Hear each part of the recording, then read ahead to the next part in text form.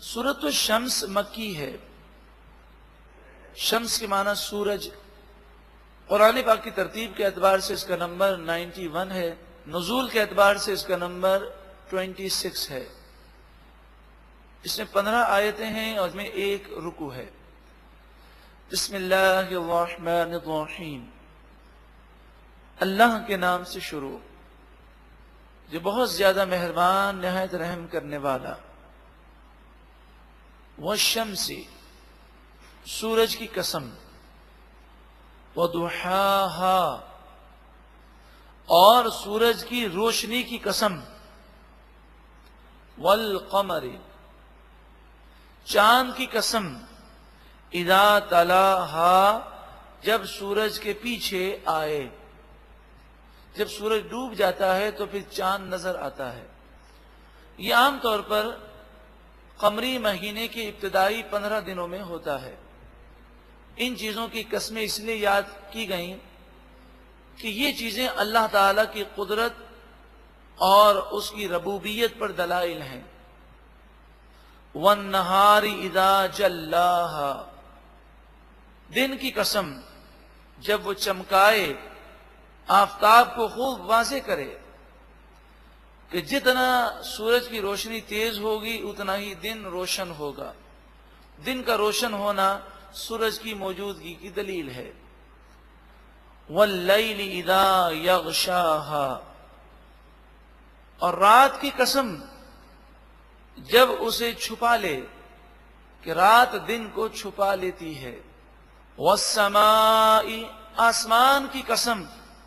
وَمَا بَنَاهَا اور اس رب کی قسم جس نے آسمان کو بنایا. وَالْأَرْضِ اور زمین کی قسم.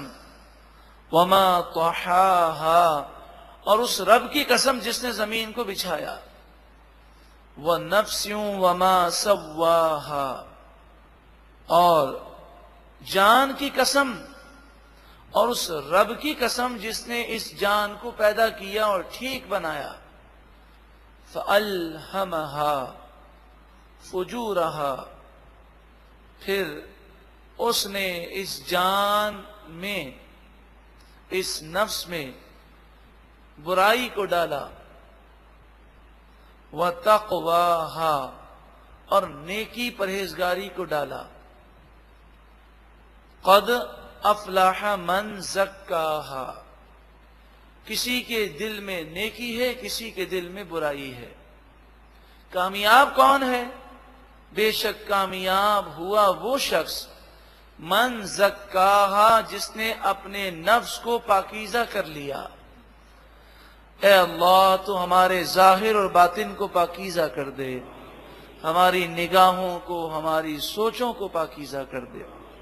وقد خواب اور بے شک برباد ہوا وہ شخص من دساہا جس نے اپنے نفس کو گناہ میں مبتلا کیا.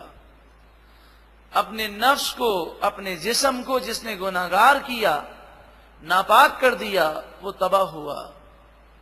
کذبت ثمود بتغواہا قوم سمود نے جھٹلایا نیکی کی باتوں کو. بتغواہا سرکشی کی وجہ سے نافرمانی کرتے ہوئے انہوں نے نیکی کی باتوں کو جھٹلا دیا. اذ انبعث اشقاہا جب اٹھا اس قوم کا سب سے بڑا بدبخت جس کا نام قدار بن سالف ہے جس نے لوگوں کو کہا کہ اس اونٹنی کو ذبح کر دو اور لوگوں کو اس نے پلاننگ دی اور سب نے مل کر اس اونٹنی کو ذبح کیا جو حضرت صالح علیہ السلام کا معجزہ تھا. فقال لهم رسول اللہ پس ان سے ان کے رسول نے اللہ کے رسول نے جو ان کی طرف بھیجے گئے حضرت صالح علیہ السلام نے فرمایا ناقۃ اللہ اللہ کی اونٹنی کو مت چھیڑنا. وسقیاہا اور اس کی باری کو مت چھیڑنا جو اس کے پینے کی باری ہے. اس کے پینے کی باری سے بچو اور اس اونٹنی سے بچو. یہ اونٹنی ایک دن جب پانی پیتی تو اس دن کسی اور شخص کے لیے پانی پینے کی اجازت نہ تھی. فرمایا یہ دو کام نہ کرنا، جس دن اونٹنی پانی پیتی ہے اس دن پانی مت پینا ورنہ تم پر عذاب آئے گا. اونٹنی کو پانی پینے دینا اور اس اونٹنی کو کوئی تکلیف مت دینا. فَكَذَّبُوهُ، پس ان لوگوں نے حضرت صالح علیہ السلام کو جھٹلایا. فَعَقَرُوهَا، پھر انہوں نے اس اونٹنی کی کونچے کاٹ ڈالی، اسے ذبح کر دیا. فَدَمْدَمَ، دمدمہ کے معنی ہے اللہ نے تباہی ڈال دی. فَدَمْدَمَ عَلَيْهِمْ رَبُّهُمْ، ان کے رب نے ان پر عذاب کو نازل کیا. کیوں؟ بِذَنبِهِمْ، ان کے گناہوں کی وجہ سے.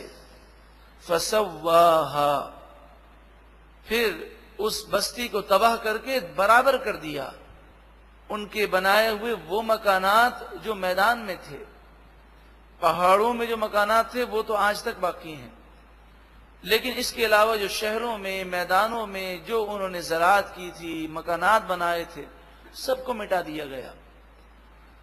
وَلَا يَخَافُ عُقْبَاهَا، اللہ تعالیٰ نے جو کیا درست کیا اور اس کے پیچھا کرنے کا اسے خوف نہیں.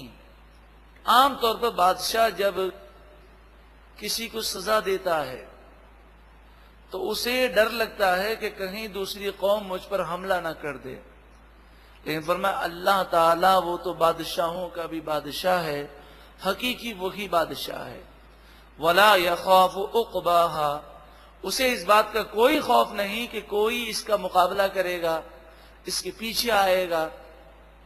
فرمایا وہ جو چاہے کرے. ایک مرتبہ محبت کے ساتھ درود و سلام پڑھے. اللہم صلی علی سیدنا مولانا محمد وعلی آل سیدنا مولانا محمد وبارک وسلم.